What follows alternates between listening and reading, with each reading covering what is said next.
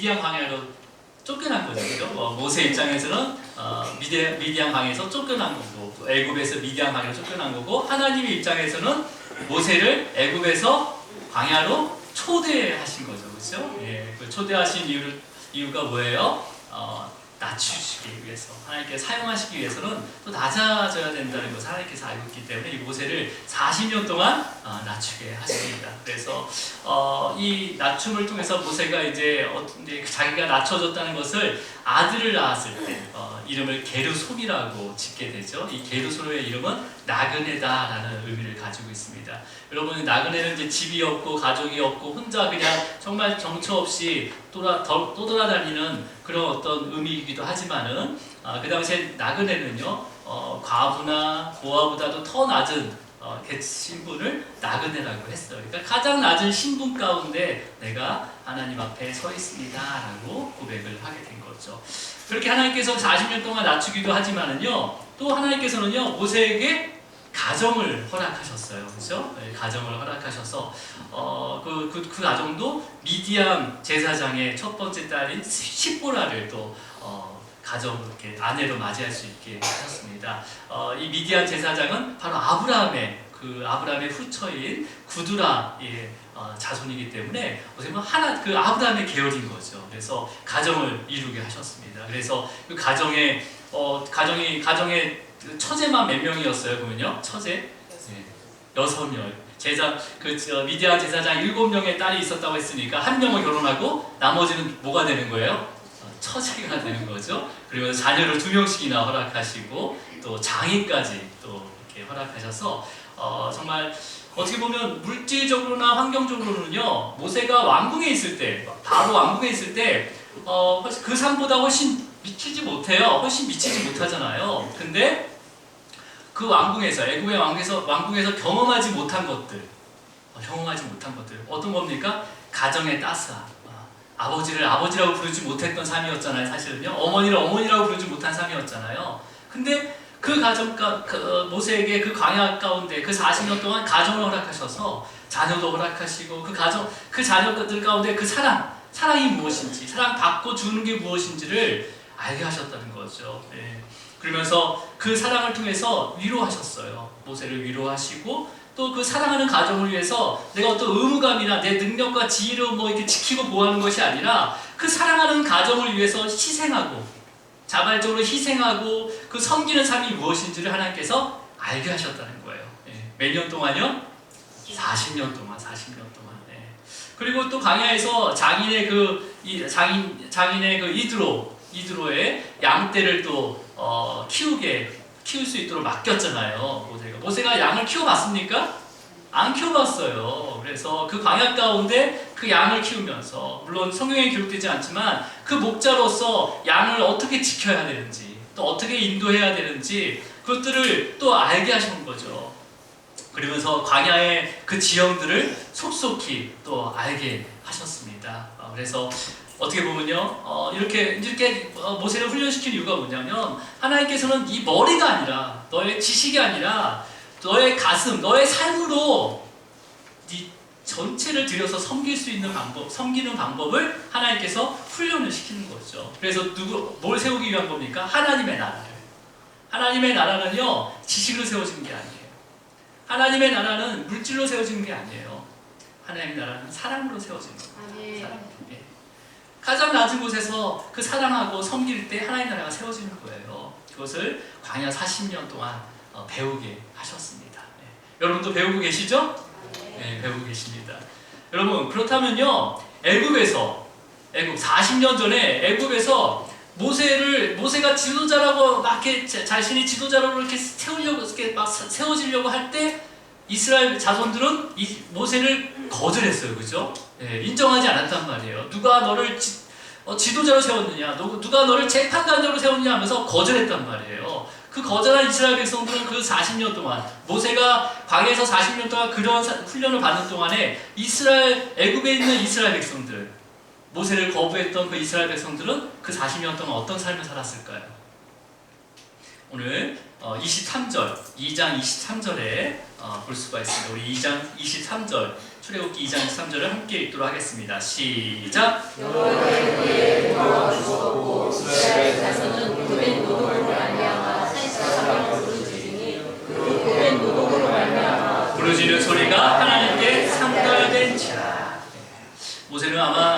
미디안 방향으로 옮겨진 후에는 그쪽의 소식이 거리적으로도 그렇고 뭐 지금처럼 뭐 SNS가 뭐 발달된 것도 아니고 뭐 인터넷이 되지 않았기 때문에 신문도 뭐 없기 때문에 아마 그 애굽에서의 상황을 잘 몰랐을 거예요. 그렇죠? 누가 왕이 죽었는지 어떤 삶을 사는지 아마 모르고 있었을 겁니다. 근데 오늘 본문에서 뭐라고 합니까?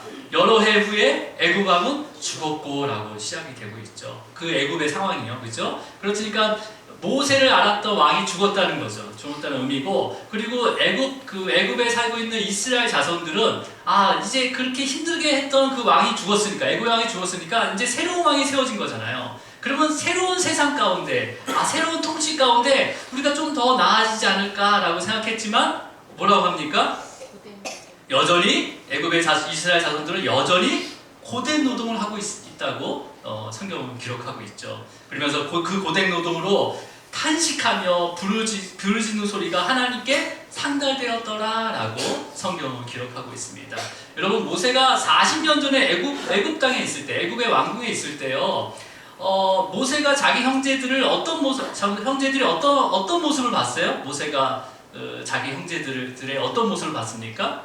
네, 고되게 노동하는 것을 봤어요. 또 맞는 것도 봤어요. 우리 11절, 2장 11절 다시 한번 읽겠습니다. 2장 11절입니다. 시작. 모세가 장성한 후에 자기 형제들에게 나가서 그들이 고되게 노동하는 것을 보더니 어떤 애굽 사람이 한 히브리 사람으로 자기 형제를 치는 것을 보지.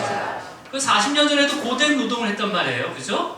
그렇다면 여러분, 그 고된 노동을 했는데도 불구하고 왜 그때는 부르짖지 않았을까요? 이스라엘 자손들이 왜 부르짖지 않았을까요?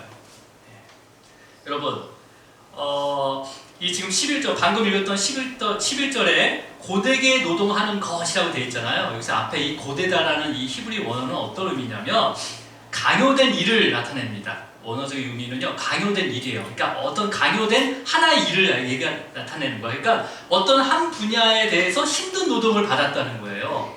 그러면 나머지 삶은 어떻게 해요? 좀 살만하다라는 거죠, 그렇죠? 그 지금 라암셋이나 그 성을 짓는 데는 무지 힘들었지만 그래도 집에 오거나 다른 그 외에는 좀 괜찮았다라는 의미를 갖고 있는 거죠, 그렇죠? 근데 지금 우리가 읽었던 23절에 이스라엘 자손은 고된 노동으로 할 때 이 고된 노동, 이때 이 고되다라는 의미는요, 이 앞에 있는 고되다하고 틀린 단어를 씁니다. 한글은 똑같은 단어지만 틀린 단어예요. 이때 뒤에 우리 23절에 나오는 고되다라는 의미는요, 모든 일에 대해서 고되다는 의미예요. 모든 일에. 그러니까 어떤 의미가 되는 거예요? 40년 전에는 그냥 하나 시키는 것만 굉장히 힘들고 나머지는 그래도 살만했지만 이 40년이 지난 다음에는 왕이 바뀌고 그러니까 오히려 더 나의 삶의 모든 일이 다 너무 고되다는 거예요. 너무 고되다는 거예요. 삶의 모든 부분에서 너무 힘들다는 거죠. 그러니까 지금 너무 힘들고 더 이상 내 힘으로는 버틸 수 없습니다. 견딜 수 없습니다. 라고 지금 표현이 되고 있는 거예요. 자, 우리 23절을 다시 한번 읽을게요. 23절입니다. 시작. 여러 해 후에 애굽 왕은 죽었고 이스라엘 자손은 고된 노동으로 말미암아 탄식하며 부르짖으니 그 고된 노동으로 말미암아 부르짖는 소리가 하나님께 상달된지라. 지금 고된 노동으로 말미암아 뭐 하고 있다고 얘기하고 있습니까? 탄식하고 있대요. 탄식하고. 이것은 우리 탄식이라는 건 어떤 거죠? 그냥 한숨을 푹 쉰 거죠. 이렇게 내 인생을 한숨 쉬면서 내 인생이 왜 그러냐 라고 생각할 수 있지만 여기서 쓰이는 탄식은 그런 의미도 있지만 어떤 의미냐면 헐떡거리다라는 의미를 가지고 있어요. 그러니까 여러분 어떨 때 헐떡거려요? 그냥 평소에도 그냥 헐떡헐떡거리는 게 아니라 숨이 찰 때 헐떡거리잖아요. 그러니까 내 모든 삶 가운데 너무 힘들고 너무 견디기가 어렵기 때문에 이제는 숨조차 쉴 수 없을 정도로 헐떡거리고 있다라는 거예요. 지금 누가요? 애굽에서 노예로 살고 있는 이스라엘 자손들이 그렇게 헐떡거리고 있다는 거예요. 남자들은 언제 헐떡거릴 때 가장 헐떡거렸습니까? 남자들은요? 군대에서 유격훈련할 때. 그래서 해도 훈련이 안 끝나는 거죠. 꼭 죽을 것 같아요, 진짜. 그런 우리 삶 가운데 그럴 때가 있잖아요. 정말 숨조차 쉴 수 없을 정도로 힘들 때가 있잖아요, 그렇죠?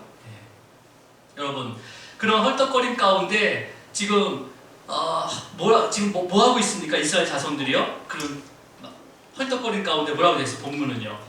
단식하며 부르짖으니라고 되어 있습니다. 여러분, 저와 여러분도요, 우리의 모든 삶 가운데 고되고 힘들고 숨조차 쉴 수 없는 숨이 넘어가기 직전 헐떡거리고 있을 때 뭐 해야 된다는 거예요, 우리도요? 네, 부르짖어야 되는 거예요. 부르짖어야 되는 거예요. 네. 정말 주님의 도움이 없으면 살 수 없습니다. 주님, 정말 한 번만 살려주세요 라고 하면서 정말 내 능력은 도저히 할 수가 없어요 라면서 우리가 막 낮아져야 되는 거죠. 겸손해져야 되는 거죠. 네.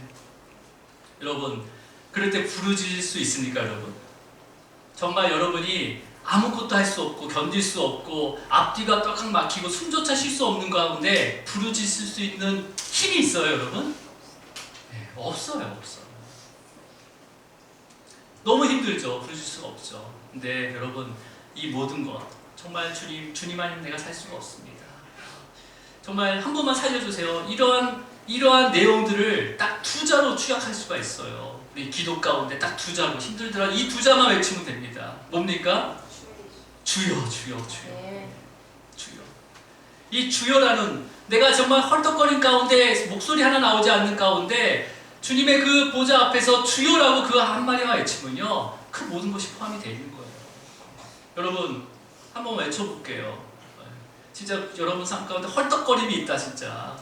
내가 견딜 수 없을 정도로 헐떡거린다 라는 그 순간 가운데 내가 한번 외쳐볼게요. 주여 한번 외쳐보는 거예요. 그죠? 한번 외쳐보겠습니다. 자, 시작! 주여! 별로 헐떡거리지 않는 것 같아요. 한 번만 더 해볼게요. 그냥 외쳐보세요. 제가 웬만하면 시키지 않거든요. 한번, 이것도 훈련이에요, 훈련. 한번 외칠게요. 하나, 둘, 셋. 주여! 외쳐야 된다는 거죠. 네. 주님이 들으세요. 너무 짧아요, 주여가? 그 아버지라고 부르세요. 아버지.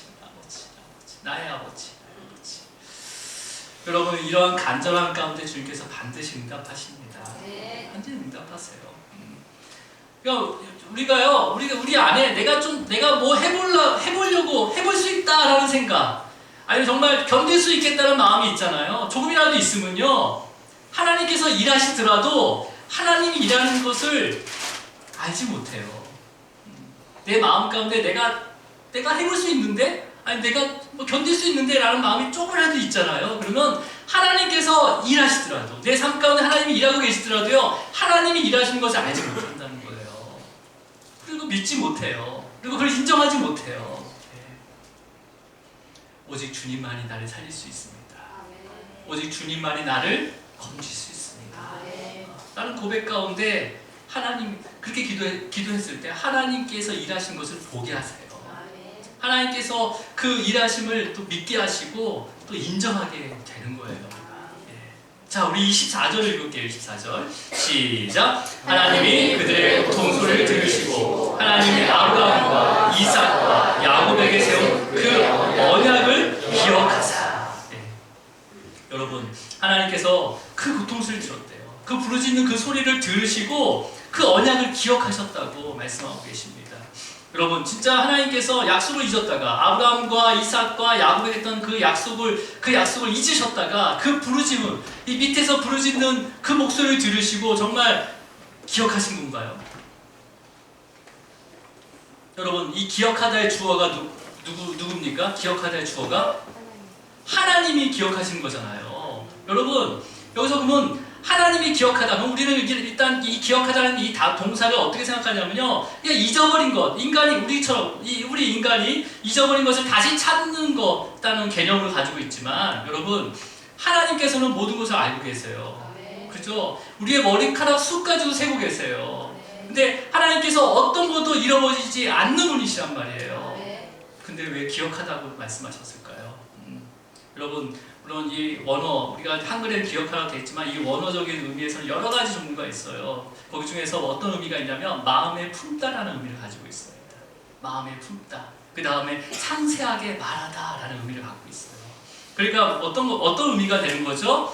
그러니까 그렇다고 하나님께서 아브라함과 이삭과 야곱의 그 언약을 잊고 나서 그 부르심을 듣고 잊은 것을 다시 기억한 것이 아니라 하나님께서 마음에 품고 있던, 이미 품고 있던 그 언약을 이제 실행하시겠다라고 선포하시는 거예요. 여러분, 우리가 위기가 왔을 때, 정말 힘든 부분이 왔을 때 부르짖어야 되는 거예요. 근데 그것도 중요하지만은 위기가 와서 부르짖는 것이 아니라, 진짜 뭐가 없어서 내가 부르짖는 것이 아니라, 정말 숨 쉴 수차 없이 헐떡거리는 순간에까지 와서 부르짖는 것이 아니라, 그냥 우리가 매일매일 생명의 그 말씀을 붙잡고 주님께 부르짖는 시간을 가지기를 주님을 축복합니다.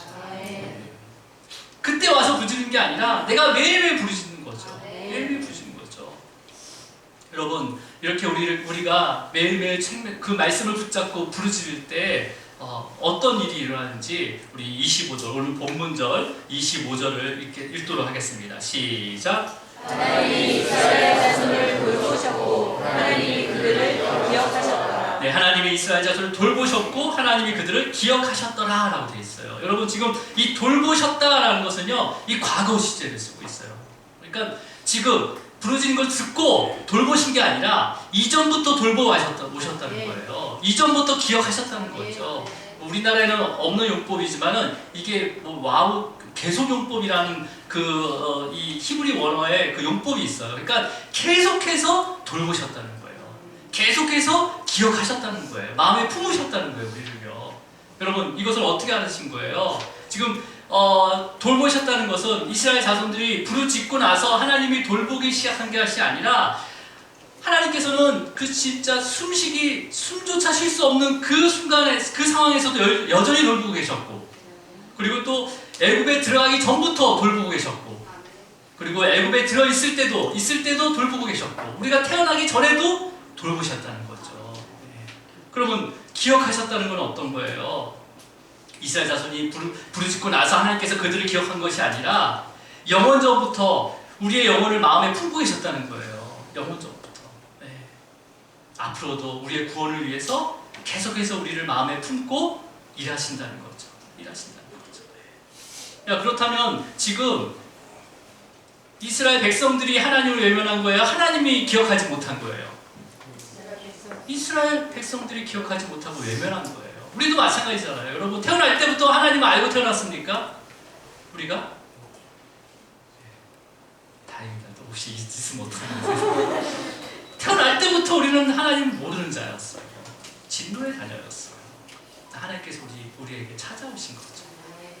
여러분, 세상의 모든 신 가운데 신이 인간을 찾아온 종교는 오히려 기독교 하나밖에 없습니다.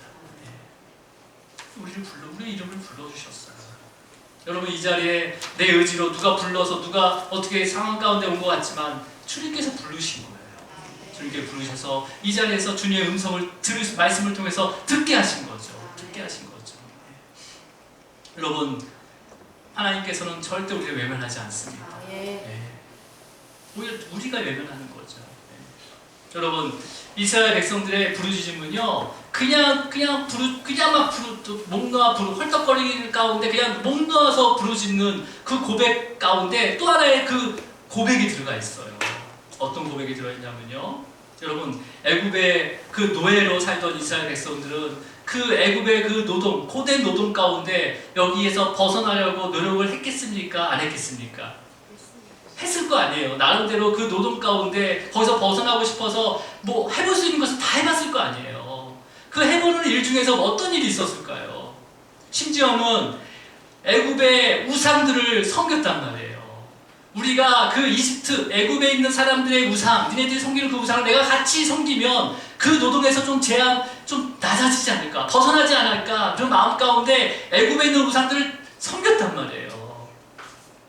근데 삶이 나아졌어요? 안 나아졌어요? 안 나아지고 더 숨조차 쉴 수 없을 정도로 더 힘들어진 거죠. 여러분, 그래서 이스라엘 자손들이 어떻게 한 거예요? 이 부르짖음 안에는요, 떠남이 있어요. 어디서 떠난 거예요? 애굽의 우상에서부터 떠난 거예요. 그 떠남을 통해서 누구를 찾아간 거예요? 아브라함의 하나님, 이삭의 하나님, 야곱의 하나님을 찾은 거예요. 그 찾기만 한 게 아니라 또 그 찾은 가운데 그 하나님께서 아브라함에게 한 약속, 이삭에게 한 약속, 그 다음에 야곱에게 한 약속, 다 했나요 제가? 아브라함부터 갔나? 아브라함, 이삭, 야곱에게 한 말씀을, 그 약속들을 붙잡고 부르시는 거예요. 붙잡고. 그냥 부르시는 게 아니라 붙잡고 부르신 거예요. 돌이켜서 다시 그 약속을 잡고 부르신 거죠.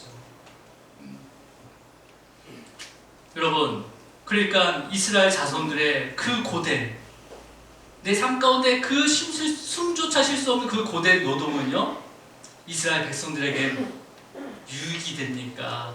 불유익이 됩니까? 예. 맞아요, 이 말이요. 유익이 된 거죠, 어떻게 보면. 그렇죠? 돌아오게 했으니까, 그 고난을 통해서, 고된 노동을 통해서 돌아오게 했으니까 유익이 된 거죠. 예. 여러분, 하나님께서는요, 이 고된 노동, 애굽의 고된 노동을 통해서 이스라엘 백성을 돌아오게 하신 거예요. 그러니까 하나님 그 고된 노동에는 하나님의 사랑이 들어가 있는 거죠. 그러니까 애굽의 그 고된 노동을 사랑의 매로 사용하신 거예요. 사랑의 회초리로 사용하신 거예요. 그런데 이것을 알 수 있습니까? 없습니까? 이런 고된 노동이 나의 사랑의 회초리가 된다는 것을 알겠어요? 모르겠어요? 모른다는 거죠. 여러분, 자녀를 키워봐서 알잖아요. 자녀가 잘못하면 어떡합니까, 여러분? 회초리로 때리잖아요. 요즘 때리면 신고한다고 하는 것 같은데, 때리잖아요. 때리면 그 아이가 그 사랑의 회초리를 딱 맞은 다음에, 어머니 사랑 너무 감사합니다. 다음에는 그러지 않겠습니다. 어머니가 때릴 때마다 어머니 가슴이 찢어진 거 너무나 잘 알고 있습니다. 라고 애들이 그렇게 생각해요, 안 해요? 안 하죠. 못하는 거예요. 근데 본인이 그 사랑을, 이제 자녀를 낳고 또 그 일을 행하다 보면, 주님께, 어머니, 부모님께서 나를 진짜 사랑했구나. 진짜요. 정말 데려온 자식처럼 때린 줄 알았더니 아니었구나. 라는 것을 알게 된다는 거죠. 그런데 여러분, 이러한 사랑의 회초리를 정말 알 수 있는 방법은요, 부르짖을 때 알게 되는 거예요. 부르짖을 때. 부르짖어야지 알 수 있는 거죠. 여러분, 그래서 우리가 틈만 나면 부르짖어야 되는 거예요. 위기 때 올 때만 부르짖는 게 아니라 그냥 틈만 나면 부르짖으시기 바랍니다. 그러면요, 정말 주님께서 지금까지 나를 돌보셨구나, 나를 기억하고 계시구나 라는 것을 알게 하신다는 거예요. 여러분, 그런 알을 또 주님께서는 은혜 가운데 그렇게 알게 또 하시지만, 부르짖지 않는데도 불구하고 또 알게 하시고 또 기억하게 하시고 찾아오시는 경우가 있어요. 그게 바로 구약에서는 모세에게 또 그렇게 찾아오셨고, 또 신약에서는 바울에게 찾아오셨습니다. 여러분, 모세가 태어나면서부터, 물론 태어나면서 울었겠지만은, 부르짖음이 없어요. 성경에는 모세가 부르짖었다는 내용이 없습니다. 이 떨기나무 가운데 하나님께 부르시기까지 모세가 부르짖는 모습이 하나도 없었어요. 또 사도 바울도 마찬가지로 부르짖었습니까? 하나님 부르짖었어요? 안 부르짖었다는 거죠. 하나님께서 또 주권적으로 만나주신 거죠.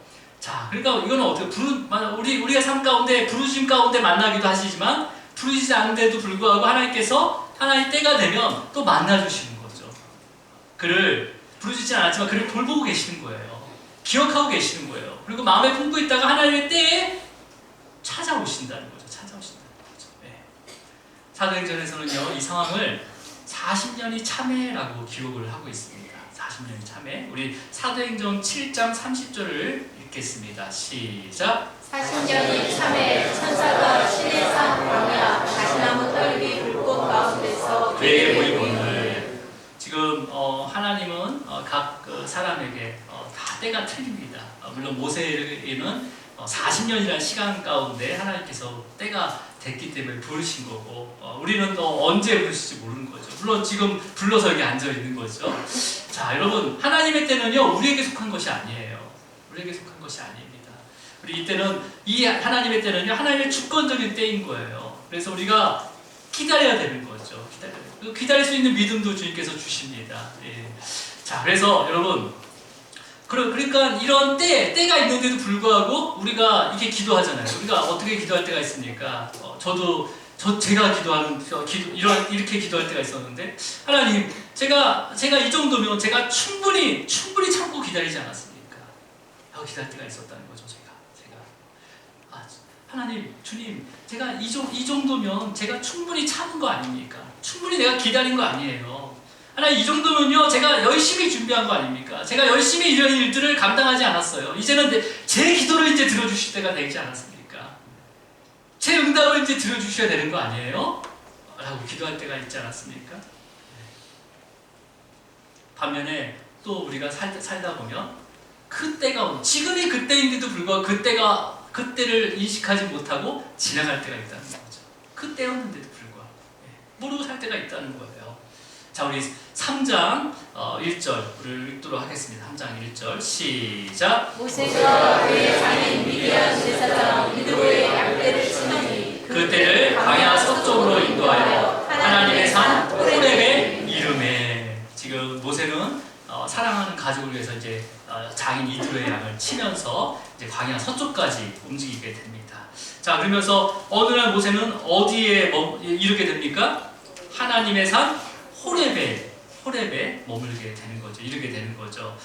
이 호렙산은 신의 산을 뜻합니다. 같은 이름이고, 이 호렙이라는 원어적 의미에는 황폐한, 그 다음에 폐허가 된 그런 의미를 갖고 있어요. 그러니까 이 산이 얼마나 황폐하고 폐허가 된 산이라는 것을 우리가 이제 알 수가 있는 거죠. 근데 그것을 어떻게 이해하고 있습니까? 모세는 어떻게 이해하고 있어요? 하나님의 산이라고 얘기하고 있습니다.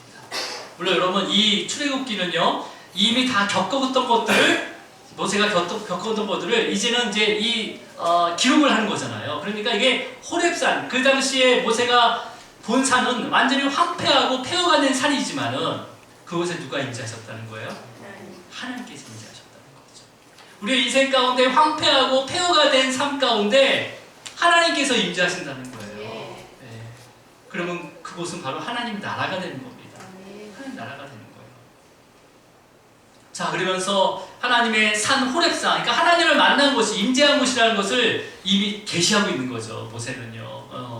여러분, 모세가 출애굽을 한 다음에 제일 먼저 도착한 땅이 어디입니까? 바로 이 하나님 임재한 산, 이 호렙산에 제일 먼저 이스라엘 백성들을 인도하게 됩니다. 그곳에서 이제 하나님의 율법과 규례와 그 다음에 성막의 설계도와 여러 가지 것들을 받게 되는 거죠. 그죠? 자, 우리 2절을 읽도록 하겠습니다. 2절 시작. 여호와의 사자가 떨기나무 가운데로부터 나오는 불꽃에서 그에게 나타나시니라. 그가 보니 떨기나무에 불이 붙었으나 그 떨기나무가 사라지지 아니하는지라. 여러분, 그 당시에 떨기나무, 광야에 있는 떨기나무, 이제 가시덤불나무랑 비슷한데 그게 크지 않습니다. 1m가 미처 안 돼요. 우리 사진을 내가 찾았는데 사진을 한번 보여주시겠습니다. 그 다음에 사진에 있는데 저 정도예요. 그러니까 잎사귀도 없어요. 잎사귀도 없고 그냥 안상합니다. 그러니까 뜨거운 광야 가운데 그늘이 필요할 때 저 나무가 사용되겠습니까? 안 되겠습니까? 사용되지 않아요. 그리고 또 저는 불이 보통 금방 타보기 때문에 밤에 추위를 피하기 위해서 저 떨기나무를 땔감으로 사용할 수 있습니까? 없습니까? 없는 거죠. 그러니까 전혀 쓸모없는 나무 가운데 또 하나님께서 임재하게 되시죠. 그죠? 근데 저 나무가요, 제가 아주 드물긴 하지만 그 뜨거운 햇빛 가운데 무슨 돌에 비추거나 이렇게 햇빛이 집중이 되게 되면 지가 혼자 스스로 이렇게 불타기도 해요. 그렇죠? 못 봤으니까 이제 저런 거는 못 믿는데 그런 경우도 있다는 거죠. 그러면 모세가 40년 동안 광야 가운데 광야 생활을 했다면 그냥 갑자기 지나가다가 떨기나무가 갑자기 이렇게 뜨거운 한낮에 이렇게 연기나면서 타는 것도 목격을 했을 거란 말이에요. 근데 이번에 떨기나무는 어떤 거예요? 이번에 그 목격한 떨기나무는 불이 붙었는데 사그러지지 않는 거죠. 사르지 않는 거죠. 완전 계속 불이 불타고 있는 거예요. 그러니까 경험에 의하면 진짜 금방 타서 없어져야 되는데 계속 이렇게 불이 붙어 있는 거죠. 여러분이라면 이런 광경 가운데 궁금했겠습니까? 안 궁금했겠습니까? 네. 정말 모세는요 40년 동안 집 광야만 다녔어요. 그러니까 이런 광경은 진짜 청라에 불꽃놀이가 한번 이렇게 일어나는 것처럼 꼭 구경하고 싶은 마음이 있을 거 아니에요. 그래서 돌이켰다고 하는 거예요. 돌이켜서 그곳으로 이제 가는 거죠. 근데 여러분 지금 모세가 돌이켰다고 했는데 우리 지금 3절을 읽고 말씀 이어가도록 하겠습니다. 3절입니다. 시작. 이에 모세가 이르되 내가 돌이켜봐서 이 큰 광경을 보리라. 떨기나무가 어찌하여 타지 아니하는고 하니 그때. 그러니까 광야에서 타지 않은 떨기나무를 본 것은 굉장한 거죠. 큰 광경인 거죠. 그러니까 이제 내가 돌이켜서 보겠다라고 합니다. 근데 모세만 돌이키는 게 아니에요. 이게 돌이킴은요. 지금 모세가 뭘 이끌고 가고 있습니까? 양떼들을 이끌고 가고 있어요. 그러니까 이 양떼들이 제사장, 장인의 양떼, 제사장이고 족장인 그 이드로의 양떼이기 때문에 양떼가 한두 마리가 되는 게 아니에요. 최소한 100마리 이상이 되는 거죠. 그러니까 이 양떼를 되돌이키려면 어떻게 됩니까? 그냥 결단이 필요한 거예요. 여러분 우리도 하나님께서 어떤 일 가운데 우리의 삶을 돌이켜야 될 때가 있다는 거예요. 그럴 때는 믿음으로 멈춰서 돌이키시길 바랍니다. 네. 그런 믿음도 필요한 거예요. 자 여러분 그래서 지금 양떼를 돌려서요 자세히 보기 위해서 가까이 가고 있어요. 자 우리 4절을 읽도록 하겠습니다. 4절 시작. 여호와께서 그가 보려고 돌이켜 오는 것을 보신지라 하나님이 떨기나무 가운데서 그를 불러 이르시되 모세야 모세야 하시매 그가 이르되 내가 여기 있나이다. 자 여러분 지금 불타는 떨기나무 안에서 소리가 들리는 거죠. 무슨 소리입니까? 모세야 모세야 하는 소리를 들었다고 합니다. 여러분 지금 광야에는 누구만 있습니까? 양떼와 모세만 있어요. 사람은 모세밖에 없어요. 네. 여러분도 가끔 이렇게 지나가다가 들리지 않죠? 누군가 나의 이름을 듣고 부른 것처럼 이렇게 확 뒤돌아볼 때가 있어요 없어요? 그럴 때가 있는 거죠. 물론 이 소리가 났는지 그런 마음에 울림이 있었는지 모르지만 그 모세의 이름을 듣게 한 거죠. 근데 이 모세는요 그 이름을 부르는 자신의 이름을 부르는 그 사람이 하나님인 줄 하나님이 아닌 줄 알았을까요 몰랐을까요? 이 당시에 그 음성이 하나님의 음성인지 알았을까요 몰랐을까요? 여러분 그냥 그 시대로 한번 여러분이 광야 가운데 40년 동안 집광야 하다가 지금 광야 서쪽에 있는 호렙산을 지난다고 생각해 보세요. 풀 한 폭이 없는 호렙산을 지나가는데 갑자기 떨기나무가 타가지고 소리가 들리는데 그 소리가 정말 하나님의 소리라고 믿고 내가 여기 있습니다 라고 얘기할 수 있냐는 거죠. 저만 그런 거예요. 저는 그 목소리를 바로 이게 하나님의 목소리가 이게 내가 분별하지 못했을 것 같아요. 여러분 모세야 하실 때 모세가 이르되 내가 여기 있나이다 라고 한글 성경에 되어 있지만 원어 성경에는요 이 내가 여기 있나이다 라고 이렇게 공손하게 응답하는 것이 아니라 그냥 감탄사 하나만 적혀 있어요. 희내라는 감탄사인데 희내가 우와 라는 감탄사예요. 와 보라 뭐 이런 감탄사예요.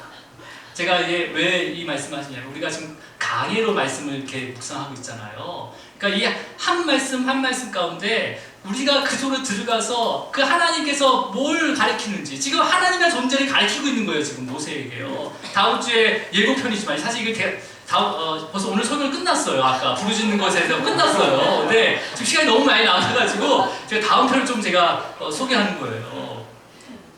모세는 하나님의 존재를 몰라요. 그냥 듣기만 했어요. 근데 지금 하나님께서 모세를 찾아오시는 거예요. 직접 찾아오시는 거죠. 그래서 이름을 불러주는 거죠. 모세에게. 모세야. 그러니까 이런 거죠. 그냥 불타는 그 나무 가운데 소리가 들렸는데 자신이 이런 소리가 들린 거죠. 그러면서 그냥 놀라면서 어떻게 예 하면서 그런 모습인 거예요. 지금요. 이 상황은요. 자, 5절을 읽도록 하겠습니다. 5절을 시작. 하나님이 이르시되 이리로 가까이 오지 말라. 내가 선 것은 거룩한 하나님이 내 발에 신을 벗으라. 여러분 이 또한 지금 이 말씀은요 이미 다 지금 성막이 완성이 되고 그 광야 가운데 출애굽을 기록했기 때문에 이 거룩이 무엇인지 지금 이때 하신 말씀이 하나님이 하신 말씀이라는 것을 알기 때문에 모세는 기록한 것인 거지만 이 당시에 모세의 마음은 전혀 모르고 있었다는 거죠. 모르고 있었다는 거죠. 그러니까 여전히 모세는요, 이 말씀을 하시는 분이 하나님이라는 것을 모르고 있었다는 거예요. 모르고 있는 거예요. 그리고 가까우지 말라고 하고 거룩한 땅이기 때문에 가까우지 말라고 신을 벗으라고 이렇게 말씀을 하고 있는 거죠. 여러분, 여기서 지금 출애굽기에서 처음으로 거룩이라는 단어가 나옵니다. 네. 한번 찾아보세요. 근데 그 앞에 거룩이라는 단어가 또 한 번 있었어요. 창세기에 딱 한 번 나옵니다. 네, 문제예요. 과연 어디에서 거룩이 나왔는지 한번 찾아보세요. 그리고 그 다음에 두 번째 거룩이라는 단어가 언급되는 게 바로 여기 말씀이에요. 그리고 출애굽기에 거룩이라는 단어가 50번이 나옵니다. 그리고 레위기에 거룩이라는 단어가 50번이 나와요.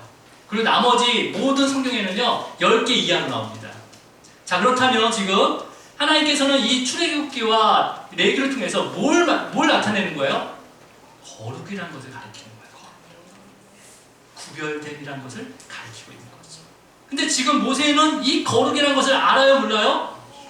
물론 뭐 모른다고 할 수도 없고 알다고 할 수도 없고 정확히 모르는 거죠. 이 거룩한 게 어떤 것이, 이 거룩하신 분이 하나님이 거룩하신 분이라는 것도 정확히 알 수는 없는 거죠. 그러니까 여러분 지금 이미 모세는 이 기록할 때는 거룩이라는 것을 다 알고 있었어요. 거룩이 어떤 건지. 왜냐하면 이 율법을 받고 그 다음에 각종 규례를 받고 제사법을 받으면서 성막의 설계도와 성막을 짓고 나서 제사를 드린 과정 가운데 거룩이 어떤 것인지, 부정한 것이 어떤 것인지를 배웠어요. 근데 이때는 거룩한 땅조차도 무슨 의미인지 모를 수 있다는 거죠. 그러니까 신을 벗으라고 하는데 이 신을 벗게 되면 어떻게 됩니까? 그걸 모르는 상태에 벗으면요. 여러분, 뜨거운 모래밭에 신을 벗으면 어떻게 돼요? 찜질입니까? 뜨거워서 걸을 수가 없는 거죠. 그러니까 모세가 정말 신을 벗을 것인가? 신고 있을 것인가? 다음 주에 제가 말씀을 드릴게요. 근데 여러분, 제가 말씀을 정리하겠습니다. 물론 앞부분을 제가 정리할게요. 이거는 다음 주에 이 거룩이라는 것과 이 신을 벗는 것은 어떤 의미인지, 우리가 신을 벗는 것은 주인과 종의 관계로서만 생각해요. 일반적으로. 근데 여러분, 종과 주인은요, 주인의 명령을 거역하면 무조건 죽음이에요. 종은요. 그죠? 근데요, 이 3장부터 4장까지 모세가요, 하나님과 그렇게 신을 벗었다면 하나님을 주인으로 모시겠다는 거잖아요. 근데 모세가요, 뭘 할 때마다 거부를 해요. 몇 번이나 거부를 하는지 아십니까? 5번씩이나 거부를 합니다. 그리고 이 신 벗은 게 종과 주인에 대한 고백이에요? 아니라는 거죠. 하나님이 주인으로 모신다면 그렇게 거부할 수 없는 거죠. 손을 넣었다가 빼면 나병이 낫고, 그 다음에 뱀을 집으면 막대기가 집으면 뭐예요? 막대기를 집으니까 뱀이 되고 다시 집으니까 막대기 되고, 그런 가운데 보여줬는데도 거부한단 말이에요. 이게 주인과 종의 관계예요? 어떤 관계예요? 불편한 관계예요? 인격적인 관계라는 거예요. 그게 인격적인 관계예요. 여러분, 자녀랑 대화할 때 자녀가 거부하면 넌 내 자녀가 아니야 해서 끊어버립니까? 아니라는 거죠. 자녀가 이해하지 못하는데 끝까지 이해시키는 거, 바로 인격적인 관계라는 거예요. 하나님과 우리는 인격적인 관계예요. 하나님의 자녀가 된 거예요. 그 관계와 거룩에 대한 것을 이제 다음 주에 제가 다시 말씀을 이어가도록 하겠습니다. 이제 말씀을 정리할게요. 우리가 살아오면서 정말 하나님의 우리가 믿음을 가지고 신앙을 가지고 내가 이제 예배를 드리면서 살아오지만은 어떨 때는 하나님의 도움의 손길을 경험하지 못할 때가 있어요. 그죠? 하나님 정말 있긴 한거야? 그러면서 하나님께서 나를 잊으셨구나라고 우리가 나를 이렇게 자책할 때가 있고, 아니면 하나님 원망할 때가 있다는 거예요. 우리가 믿음 생활하면서 하나님 모르는 사람들은 아예 그걸 생각하지 않아요. 근데 내가 하나님을 믿고 내가 그 믿음 생활을 지키고 가다 보면 어떨 때 정말 하나님의 도움의 손길이 있는 거 맞는가? 나를 돌아보고 있는 게 맞는가? 나를 기억하고 있는 게 맞는가라고 물을 때가 있다는 거죠. 여러분, 그럴 땐 부르짖어야 되는 거죠. 그죠? 네.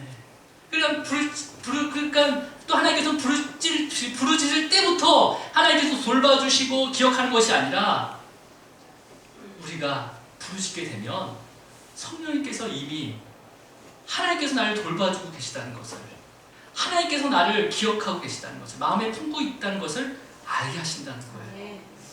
알게 하신다는 거예요. 우리가 부르짖을 때 그걸 알게 하신다는 거예요, 하나님께서. 그러면 여러분, 그리고 그 많은 수많은 세월 가운데 하나님께서 나를 돌보시고 나를 기억하시고 품고 그 일들을 행하시고 계시는데, 그때는 뭐예요? 내가 잘 모를 때였던 거잖아요. 그러면 그 은혜는 내가 값을 치른 거예요, 안 치른 거예요? 안 치른 거죠. 값없이 받은 은혜인 거죠. 그죠? 가장 큰 값없이 받은 은혜가 뭡니까? 바로 구원이에요. 십자가의 구원이 가장 큰 값없이 받은 은혜인 거예요. 네. 여러분, 그래서 그 값없이 받은 그 많은 은혜 가운데 우리는 정말 감사할 수밖에 없는 거죠. 내 상황 가운데 부르짖었지만은 그 부르짖음 가운데 하나님께서 여전히 나를 돌보시고 계셨구나. 그 감사함을, 그 사랑을 받게 되는 거예요. 은혜를 받게 되는 거죠. 여러분, 그러니까 우리가 쉬지 말고 부르짖으면서 기도해야 하는 이유가 바로 여기에 있는 거예요, 여러분.